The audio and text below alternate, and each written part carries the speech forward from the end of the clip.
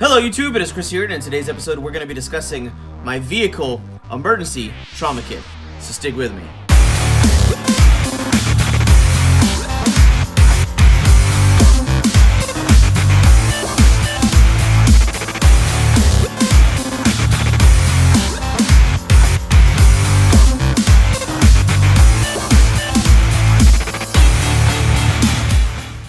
Welcome back everybody, and thank you for sticking with me. Like I said, today we're going to be discussing my vehicle emergency response kit. If you're joining us for the first time, make sure you hit that subscribe button so you don't miss any of our new episodes or our daily giveaways. And make sure you smash that notification button so you don't miss anything. Also, we have a new round of our Amazon gift card giveaways, and to enter, you must be a subscriber and share this video using the YouTube tools in the watch page below. We also pick winners in the very next episode, so if you enter on this particular giveaway, you'll find out who the winner is on the very next episode. For those of you who follow our channel regularly, you have actually seen the base construct or the template for this system in BattleBox Mission 36. However, with that being a good foundation, we definitely wanted to take it about 7 steps further, since this year for 2018, we're really putting a strong level of priority in our preps, and a really good portable and mobile emergency response kit was definitely on the top of our priority list. So right here on the outside of the pouch, we actually have a tourniquet and trauma shear pouch. And right here we have the trauma shears from Battletech that we did get in the battle box. Now in here we have a normal cat tourniquet, so we can actually help control the bleeding during any major emergencies. Now on the other side of the pouch, we have attached with MOLLE webbing, we have a Nitrile glove dispenser. Now we have about 10 pair of gloves in here, so we can have plenty of gloves to use, because the natural dirts and oils in your hands are not going to be good with any grievous bodily wounds. So right here in the front of the pouch, we have some easy access tools. We have my flashlight. If I find myself doing any nighttime operations, I can kind of just point this in front of me while I actually strap this thing on the front and kind of see what I'm doing and see who I'm working on. Additionally, we have the Fox Knives Ert Knife, and you guys saw this in BattleBox Mission 36. But this is a really good rescue tool if you happen to need it, from emergency egress with a emergency glass breaker, seatbelt cutter, and the overall really sharp steel from the bullet N690 on this blade really make it a invaluable tool if you need an emergency.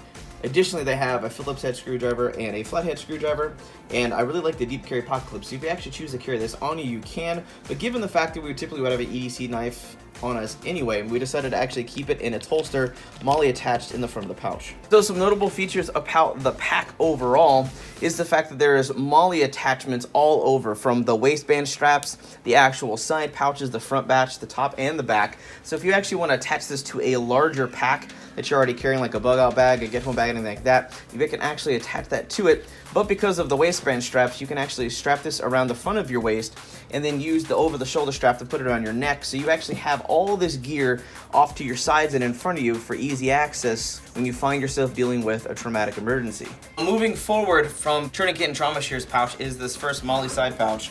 And something actually that I want to mention is they have these really big loops for the zippers. So while you're fumbling around in a stressful situation, you can kind of just find those zippers, and they're really easy to access and manipulate. Now right here we actually have a North American Rescue trauma dressing, and like I said, this actually came in the battle box, and this can be pretty much interchanged with things like an Israeli bandage. I know an Israeli bandage is a little more versatile. In lieu of that, this is designed to be able to hold a lot of pressure around a very deep penetrating wound to help you stop the bleeding before professional help arrives.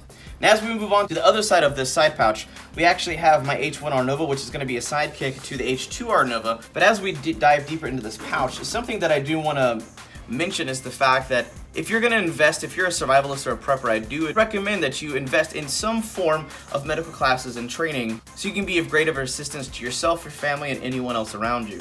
Now as we dive deeper into this pouch, we have a few trauma dressings. We have an Israeli bandage right here, and then we also have a Celox trauma dressing as well. Moving to the frontmost part of this pouch, we actually have some chest seals and a nasal pharyngeal airway. So we have 2 sets of chest seals, and these are occlusive dressings. Basically, if the patient has a pneumothorax or a collapsed lung, these chest seals go on the front and the back of a major stab wound or a gunshot wound to help stop air leakage and prevent death due to lack of oxygen. Now behind the chest seals, we have nasal pharyngeal airway. Now, you definitely want to try to get an oral airway whenever possible, but if you come up on a patient that have clenched teeth due to a vehicle accident or a head injury, your next step is to take a chance and use the nasal pharyngeal airway. Now, keep in mind that's very dangerous because they have clenched teeth, you can't see if there's a blockage in their airway or you're actually going to be stabbing into something. So it definitely takes a level of training and you're taking a risk for breathing for them. But keep in mind, in an emergency situation, that's a chance you may have to take given the fact that because they don't have an open airway, they're most likely going to die without some form of assistance. Now we move on to the very top pouch on my kit, and right inside here, we have my Live the Creed pouch we got from Wild Head Talk Tactical. We actually have some of their gear in this pack, so we definitely want to send a big shout out to them. Also, we have my personal blood type, which is B positive. But as we come down in this section of the kit, we have a few goodies tucked away. We have the Tactical Combat Casualty Care Card. So if you actually have a conscious patient or any visual injuries, you can try to get as much information as you can and use the Sharpie and the tape to attach it to the patient. Moving forward, if you're doing nighttime operations, you need to be able to identify a patient and know what critical level they are. There are 4-way LED lights to help you identify to others at what level a patient is at, which is red, yellow, green, and blue. Red is basically severe, they're gonna die without medical assistance immediately.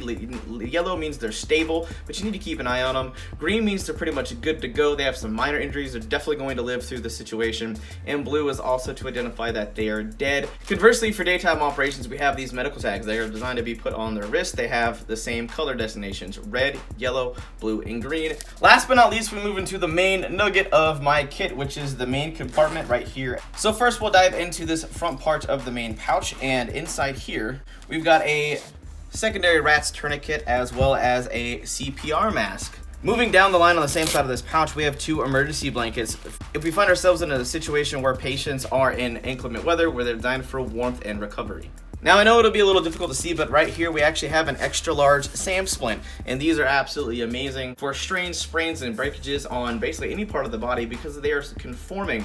They have a thin sheet of aluminum wrapped in 2-sided foam, which allows you to basically configure this in any way you need to help stabilize an injury in most cases. Now, on the right side of the pouch, as you can see right here, we do have a chest decompression needle.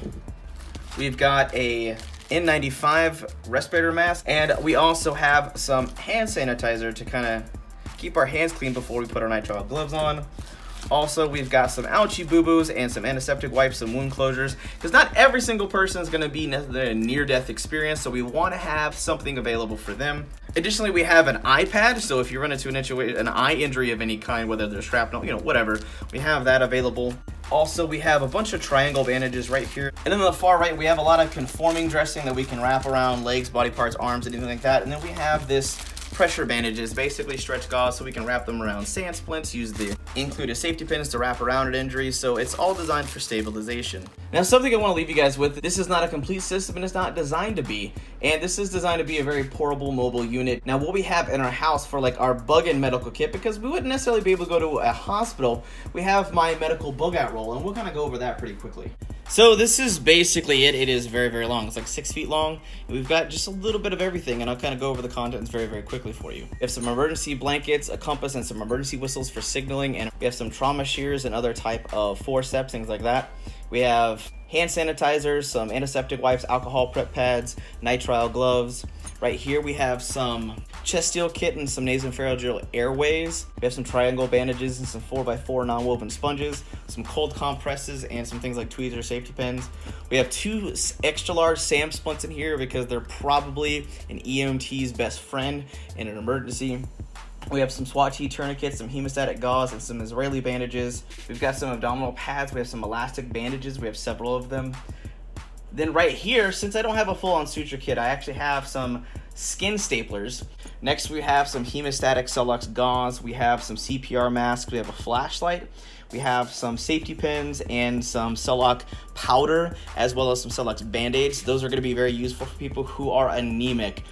So we have some outdoor skin protection, some medical tape, some tweezers, some insect protection, some OTC medications, the ouchie boo-boo Band-Aids, and we kind of have a hygiene kit right here. We have some camp soap, some Epic wipes to kind of clean off a little bit, some toilet paper tablets, and some field toiletry kits right here. In an emergency, just having this stuff on you when you set up your base camp, just kind of unroll the whole thing, put it inside your camp where it's out there ready, everything is visual.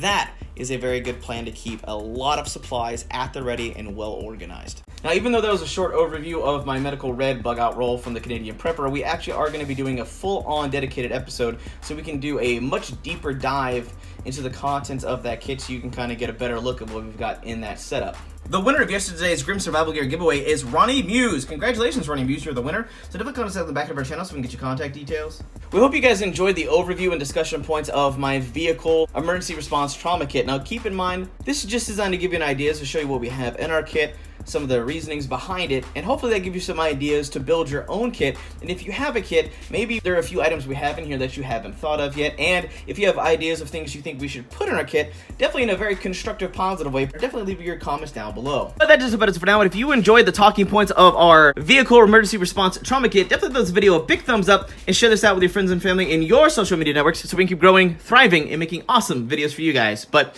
that just about it for now. Hope you guys have an absolute wonderful day. I'm out.